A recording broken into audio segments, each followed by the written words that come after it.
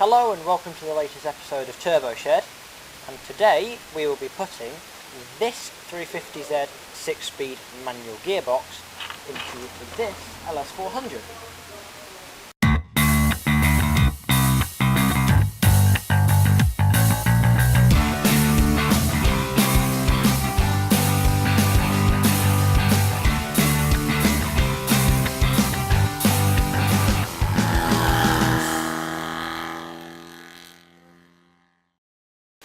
Well, I think our clutch saga might finally be over. So, having waited 3 months for AP to deliver us nothing, we cancelled the order and we got hold of the guys at Extreme Clutch here. No dealers do us any favours, we pay for all of our stuff. We're not sponsored by anybody, but I decided that this would be a good option to try. And off the shelf I don't think they do one for a 350, but as we're making the Flywheel it didn't matter. The only snag with Extreme Clutch is that they only do full kits, and that means cover, clutch plates, alignment tool, release bearing and flywheel. And from the point of view of us, obviously we don't need all that. So this is actually a kit off an RB25, off a Skyline. And the reason we're using this is that it was £100 cheaper than the one for the Nissan 250, and it's actually the same pressure plate and clutch plates. Obviously the flywheel's cheaper, but we're not going to use that anyway, we're going to chuck that away. So there's the alignment tool that comes with the kit. Nicely machined part there. And this lump here is our twin plate ceramic clutch assembly. And allegedly this will do 1200 newton meters of torque, which should see us the right side of 1000 horsepower, which is obviously long term where we're aiming. So we thought if we're going to do it, we may as well just do it properly and put the right clutch on in the first place. So you can see the two clutch plates there, they're the driven plates, and obviously the flywheel. This is hollow on the back with the ring gear, integral to it. It's a very nicely made flywheel, shame we're not going to use it. So the first job we need to do is to strip off the pressure plate from this. And these plates, and actually the flywheel's in two different parts because the drive pegs are on their own machined billet piece. So what we're going to do is we're going to take the clutch off this and we're going to measure up the flywheel so we can reverse engineer it, put it into the CAD. We've already got our back of the engine, adapter plate, gearbox and the gearbox input shaft. That's already all in CAD along with the spigot bearing and spigot bearing holder. So what we'll do is we'll measure this up, we will put the clutch in the right place in space so that the splines are fully engaged, the splines on the plates are fully engaged on the splines on the gearbox shaft, so we can set the clutch in and out the correct distance from the engine. And then all we've got to do is machine this billet, 25 kilo billet of solid steel here, into about 4 kilos. That's going to be enough to be able to connect that to the engine and our flywheel will be done. So unfortunately I'd already done all that CAD for the AP clutch, so we're going to have to scrap all that and do it all again. So better get this apart, get some measuring done and get on with it.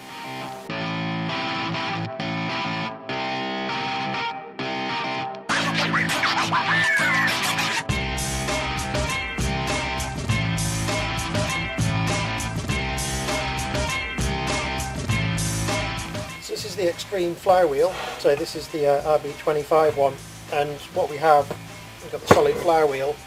There's a ring of 9 bolts which tie in with the 9 pegs on this side, and we've got these M10 cap heads on the back here, and what they do is they hold on the mounting for the that takes the drive. Let me get this off, we'll have a look. There we are. So this is our mounting. That's one in. I don't need to worry where it came off because we're not using the flywheel again anyway, so balance doesn't matter. So this is the ring, takes the drive. So what we've got to do is obviously replicate this feature on the flywheel here. And I see they've got a step here which means that you can remachine this to requalify the surfaces, so we'll copy that. and then we'll be able to bolt this part plus the plates and the pressure plate onto our clutch. So that all goes together that way round.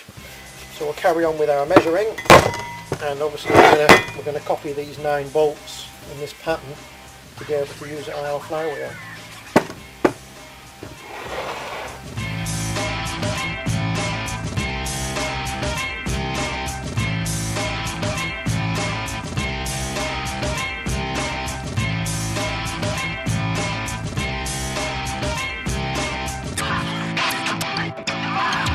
Well, there we are, we've got our drawings. I realise they look a bit rough, but that's all they need to be. We'll go and put these on CAD.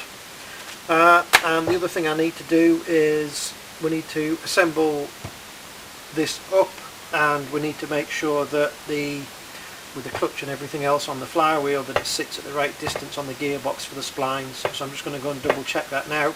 That'll be the last job, and then it's CAD, and then it's time to turn that billet into a lot of swarf, a nice little flywheel in the middle of it. So I've assembled it back up again just so we can put it on the gearbox. This clutch has a different release bearing diameter to the standard Nissan one, so I need to measure up with it on there. And what I've done is I actually haven't tightened the pressure plate all the way down. I've left it slightly off, and the reason for doing this is that as you tighten the pressure plate down, the spring fingers go in, and I want to simulate the clutch in the worn position, which is when the spring fingers are fully out. Because that means that if I set it up when it's new with the clutch release bearing touching the fingers, then obviously as soon as it wears it will hold the clutch off. So we need to have some space in there. So that's why I've done this, and I've left this off about 2mm. So we'll measure the height of the clutch fingers reference to the plate as well, so we can make sure that in CAD we have the new and the fully worn positions CAD'd up to make sure we've got room. So we'll try it on the gearbox and check the depths as well. So this is the standard Nissan 350Z release bearing. You can see the diameter of that, and this is the extreme one, which is a much smaller diameter, but the extreme ones have the same fittings. Obviously this is RB25, but it's actually the same fitting. It'll go on the 350Z gearbox. So we're going to use the standard clutch fork here. So all I'm going to do is transfer this spring off the old one. We'll put it onto the clutch fork, and then we can assemble this up and do our measurements and see where things fit. So obviously the clutch fork goes on this way around.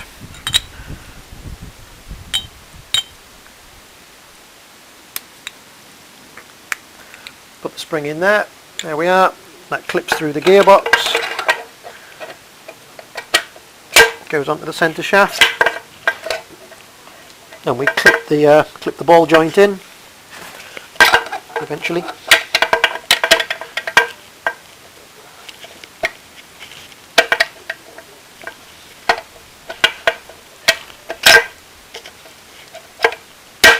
There we are.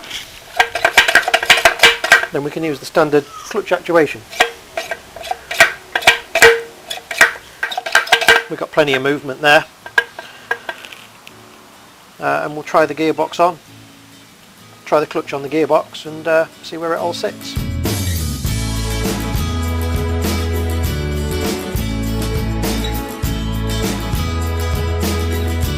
Right, well I've measured this all up. I've now tightened the clutch plates down so it's in the brand new position with the fingers flat. And what we find is that when we put all this together,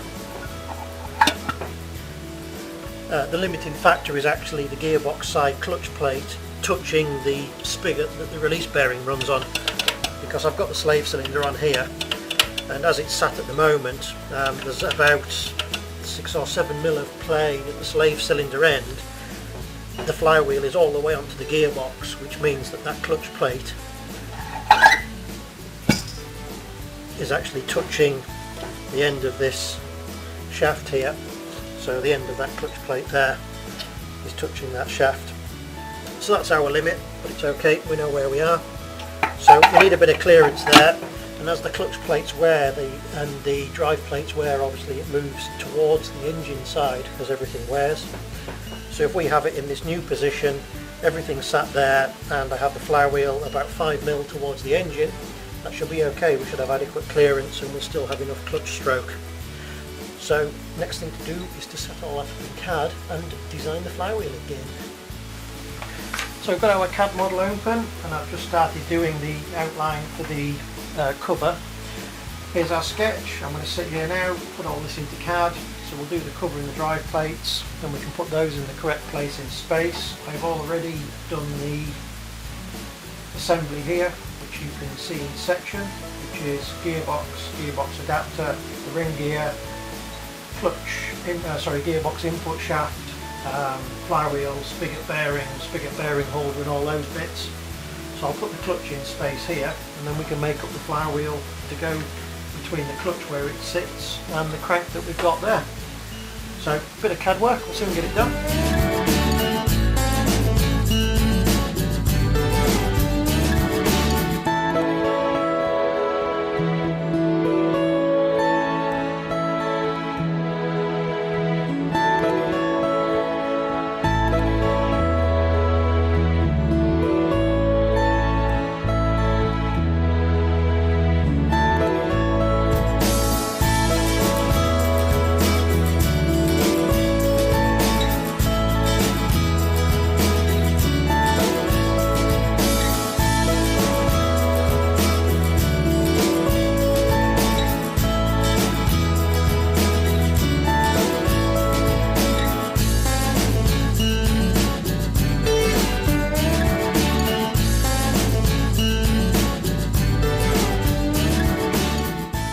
Here's our finished flywheel in the CAD, looking good. We're going to integrate the ring gear and the drive plate onto the back of the flywheel there. This comes out at 6.2 kilos, so last job is to do some FEA. First job is the release force is quite high on this clutch, 4,200 newtons. So a quick von Mises stress study on that shows that it comes out at 28 megapascals and we get a displacement of 9 microns, so that's all fine. And if we run it at 7,000 RPM we get the centrifugal force, and at 1200 newton meters that comes out on 170 megapascals, which is okay, and 80 microns displacement. So it's all good. Let's get it in the lathe, make some swath. Well, we've got our drawing done. You'll have seen this in the CAD. I hope you can hear me because I've got the generator running in here to run the lathe. So we've got our CAD, this is our drawing. I'm just going to program the lathe up. We've got 25 kilo billet of solid steel in the lathe here, and we're going to turn that down. I think it's about 5 kilos we end up with. So we're going to make an awful lot of swath today, and this is right on the limit of diameter for the lathe. So yeah, it's going to be an interesting little day, I think.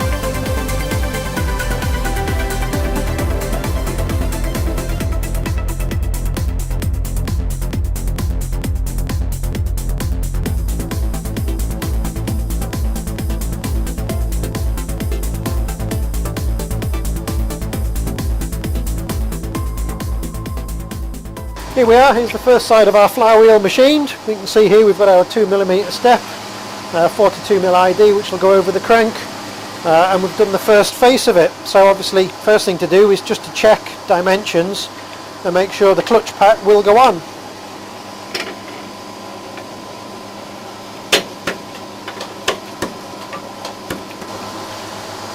There you go, can't get a better fit than that. Right, job done. We'll take it off, turn it round, machine the back end of it, and then we can put some holes in. We're getting there with this now, and at least we've got about 6-7 kilos of weight out of this.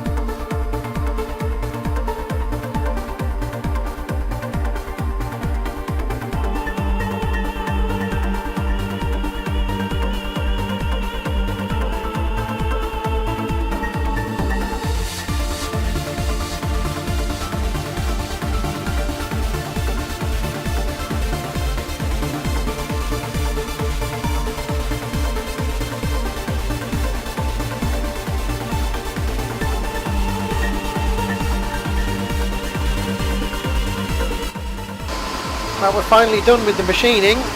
After a mammoth amount of turning, you can see that this is our flywheel.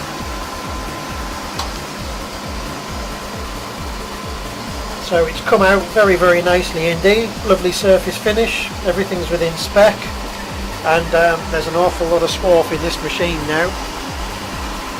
So next job is to get it on the milling machine, put the holes in here for the crankshaft mounting, and the holes round here for mounting the clutch plate, and then we will have one very nice billet flywheel.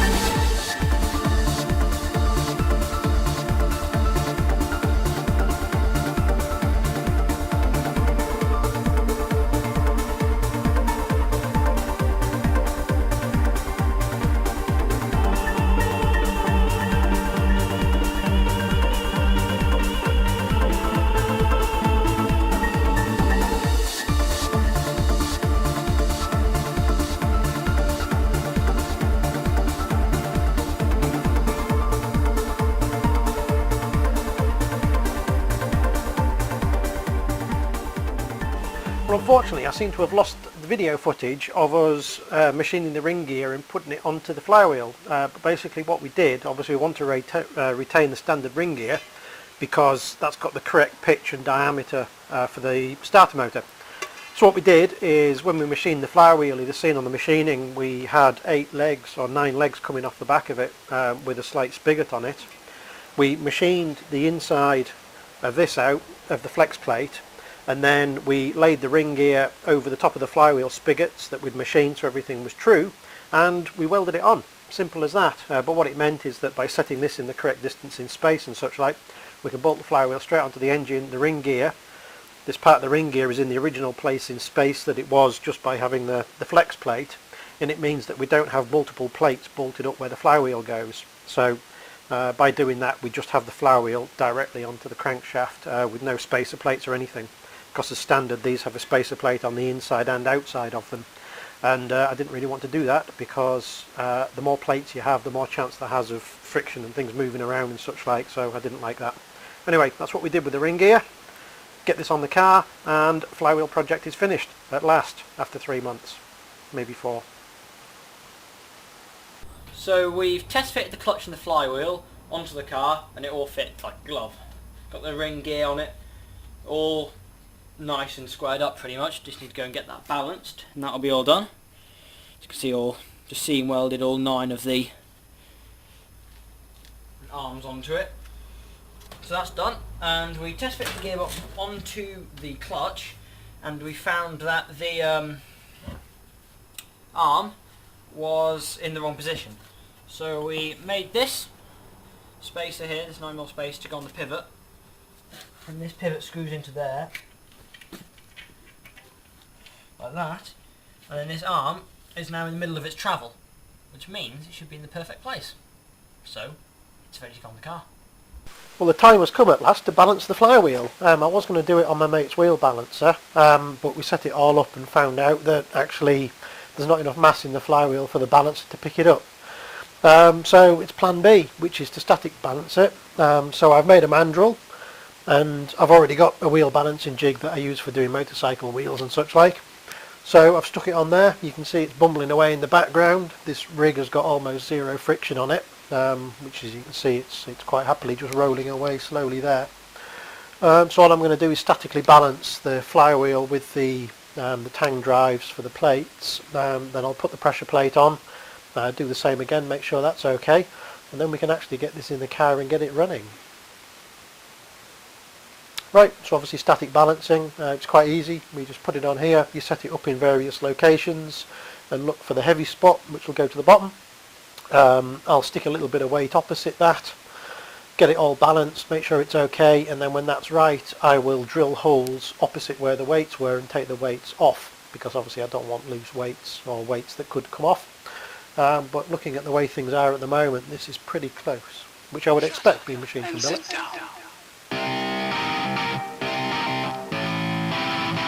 So we'll set it up, get it balanced.